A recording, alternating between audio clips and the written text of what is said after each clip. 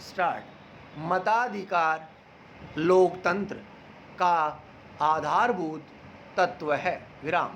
इसका वास्तविक अर्थ तभी है जब चुनाव में निष्पक्षता हो।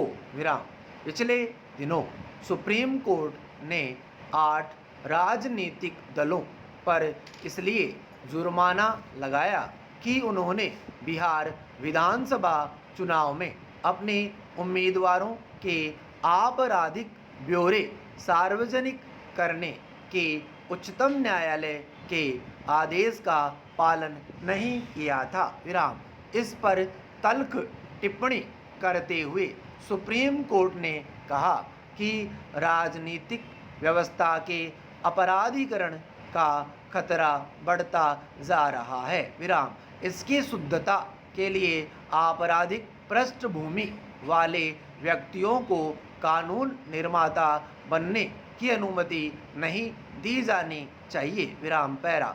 इस मसले पर देश में संसद से सड़क तक गंभीर बहस होनी चाहिए थी, मगर इसे एक आम फैसले की तरह लिया गया। विराम। हमारे राजनेता मूल मुद्दों से जनता का ध्यान भटकाने और गैर जरूरी मसलों पर बहस की कला बखूबी जानते हैं। विराम।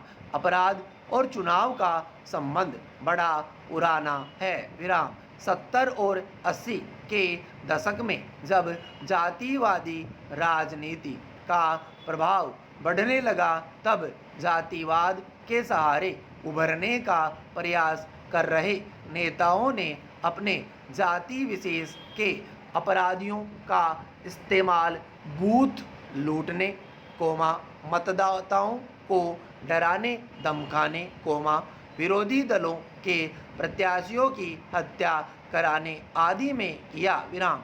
फिर ये अपराधी राजनीतिक दलों और नेताओं की जरूरत बनते गए। विराम। इन अपराधियों ने भी अपने राजनीतिक रिश्तों का इस्तेमाल करके अपनी समांतर सत्ता स्थापित कर ली। विराम। फिर इन अपराधियों को लगने लगा कि जब वे किसी को चुनाव जितवा सकते हैं तो खुद भी जीत सकते हैं, इससे उनको कानूनी संरक्षण भी मिल जाएगा। विराम। फिर 90 के दशक में इन अपराधियों ने स्वयं लोकसभा और विधानसभा चुनाव में ताल ठोकनी शुरू कर दी। विराम। शुरू में क्षेत्रीय दलों में इन्हें अधिक प्रश्रय दिया। विराम। इसके 2 कारण थे। विराम। पहला, समाजवाद के परोक्ष प्रभाव में जातिवादी राजनीति का तेजी से उभार। विराम। ऐसे में जाति विशेष के अपराधी इन दलों के प्रभाव प्रसार में विशेष लाभकारी सिद्ध हुए। विराम। जो काम भाषणों, वादों, धन वितरण, प्रसिद्ध व्यक्ति या फिल्मी सितारे नहीं कर पाते थे, वह आसानी से बंदूक के बल पर हो जाता था। विराम। जब क्षेत्रीय दलों ने यह तरीका अपनाया तो राष्ट्रीय दलों ने भी असामाजिक तत्वों को झाड़ पोंछ कर अपने यहाँ भर्ती करना शुरू कर दिया। विराम। नतीजा यह हुआ कि धड़ल्ले से हर राजनीतिक दल के मार्फत गुंडे और डकैत माननीय बनने लगे। विराम। पैरा। सबसे आश्चर्य, जेल से चुनाव लड़ने का अधिकार है। विराम।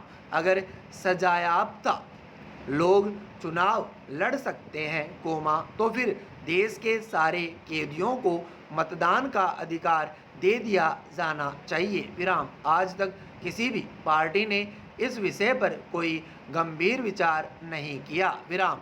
बल्कि उच्चतम न्यायालय के फैसले का सर्वदलीय बैठक में वामपंथी और दक्षिणपंथी सभी दलों ने एक स्वर में विरोध किया था। विराम। बात न्यायपालिका द्वारा अपने अधिकारों के अतिक्रमण तक पहुंच गई थी। विराम। कोई भी इन अपराधियों को संसद और विधानसभा जाने से रोकने के मूल मुद्दे पर बात करने को तैयार नहीं था, विराम।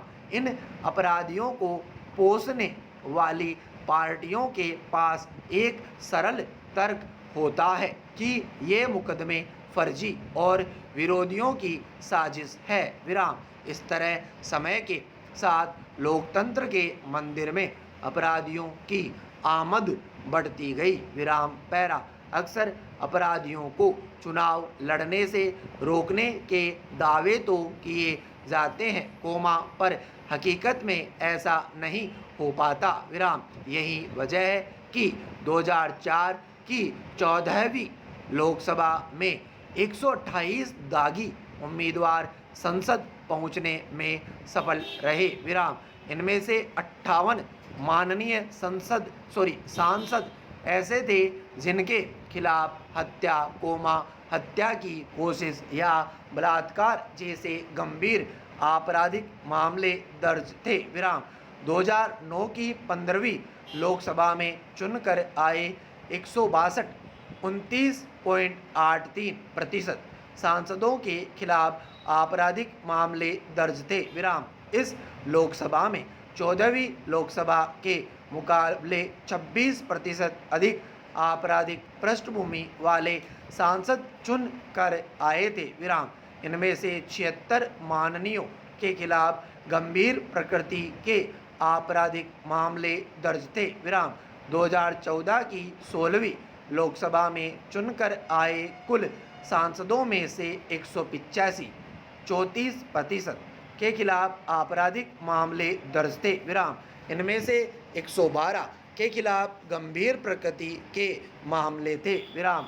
2019 की 17वीं लोकसभा में चुनकर आए कुल सांसदों में से 233 के खिलाफ आपराधिक मामले दर्ज हैं, विराम। इनमें से 159 के विरुद्ध गंभीर प्रकृति के मामले हैं, विराम। यानी 2004 के मुकाबले 2019 में 82% अधिक सांसद आपराधिक पृष्ठभूमि वाले हैं, विराम। पैरा ऐसा नहीं कि इन सारे तथ्यों से हमारे राजनीतिक दल अनजान है, विराम, पर इन समस्याओं का निराकरण किसी नेता या राजनीतिक दल की प्राथमिकता में नहीं है, विराम।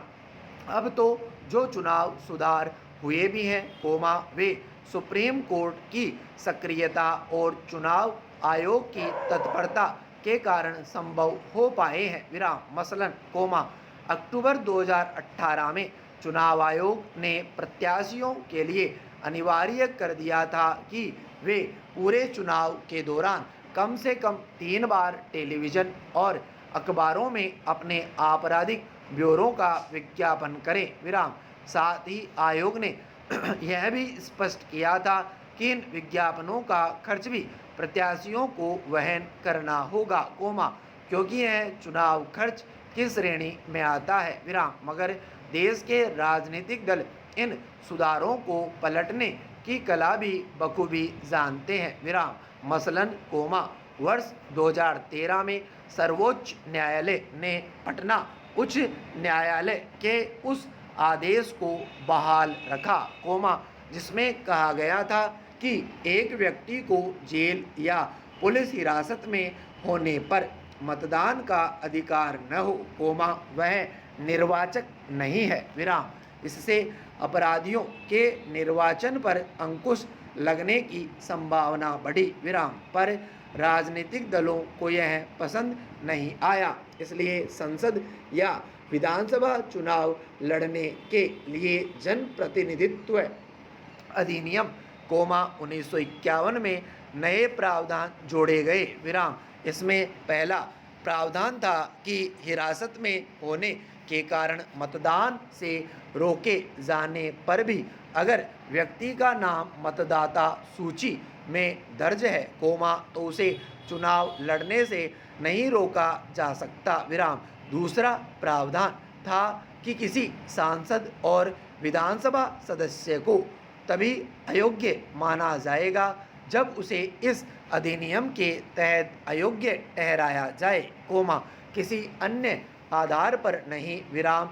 इन संवैधानिक प्रावधानों को इन अपराधियों और इनके संरक्षक दलों ने अपनी ढाल बना लिया है। विराम पैरा। अब चुनाव सुधार की दिशा में कुछ उपाय तुरंत किए जाने की आवश्यकता है। पहला, विधानसभा और लोकसभा के उम्मीदवारों के लिए न्यूनतम शैक्षिक योग्यता स्नातक निर्धारित होनी चाहिए। विराम। दूसरा, उन्हें पंचायत और निकाय चुनावों का अनुभव होना चाहिए। विराम। तीसरा, अगर कोई प्रत्याशी या विधायक सांसद किसी न्यायालय द्वारा दोषी करार दिया जाता है, तो उसे टिकट देने वाले राजनीतिक दल पर दंड आरोपित किया जाना चाहिए। विराम। चौथा, चुनाव को पूरी तरह सरकार के खर्च पर संपन्न कराया जाना चाहिए। विराम।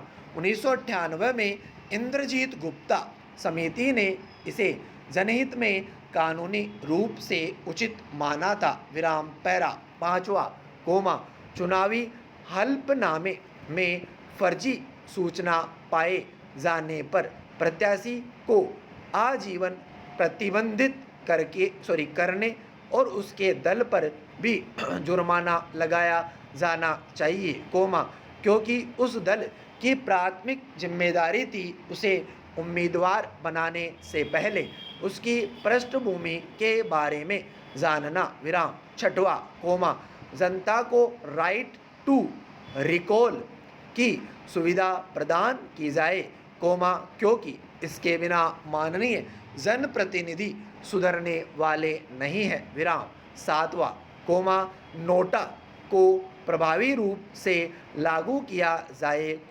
ताकि राजनीतिक दल प्रत्याशियों की चयन प्रक्रिया में सुधार करें। विराम। इसके अलावा इन सुधारों में जनता की भागीदारी। विराम। संविधान निर्माण के समय संविधान सभा की प्रक्रिया को जनापेक्षी बनाने के लिए जनता से भी सुझाव मांगे गए थे, तो फिर आज ऐसा क्या हो गया कि 130 करोड़ से अधिक आबादी के भविष्य का निर्धारण 400-500 माननीय ही करेंगे। विराम। स्टॉप।